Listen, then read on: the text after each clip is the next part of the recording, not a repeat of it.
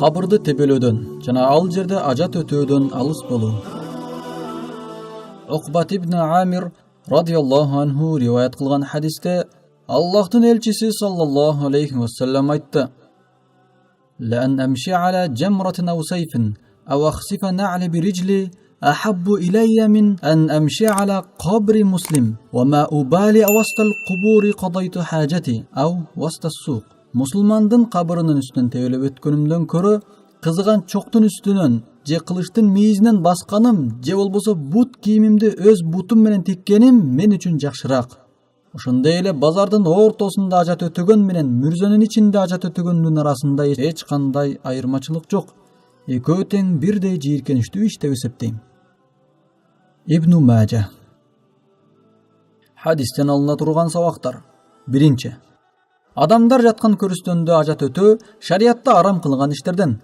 Анткени мүрзөдө өлгөн адамдардын кабырлары бар. Адамдар көрүстөнгө келип кез-кези менен өлгөндөрдү зыярат кылып кетишет. Ошондуктан адамдар жаткан көрүстөнгө ажат өтөөгө тыюу салынган.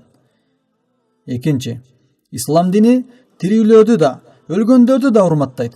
Адам тирүү жүргөндө кандай гана урмат сый көргөзүлсө, өлгөндө да ага мына ушундай урмат сый көргөзүлүшү керек. Динибиз өлгөн адамдарды да кадыр баркын өз ордуна коюуну талап кылат. Тирүү жүргөн адамдын үстүнө ажат кылынбагандай эле, өлгөн адамдардын кабырына да мындай жаман жоруктарды кылганга болбойт. Үчүнчү, адамдар коюлган мүрзөлөрдүн үстүнөн тебелеп басканга жана анын үстүнө олтурганга да тыюу салынган.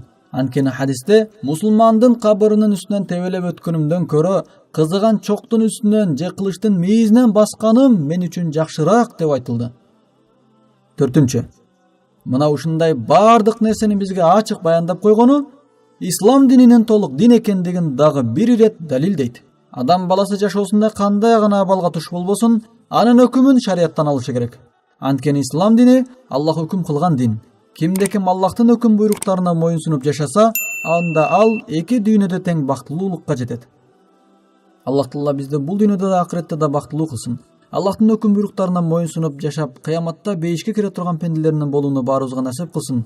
Баарыбыздын жүрөгүбүзгө иман, иштерибизге ыхлас берсин. Aqulu qawli hadha wa astaghfirullah li wa lakum. Assalamu alaykum wa rahmatullahi wa barakatuh.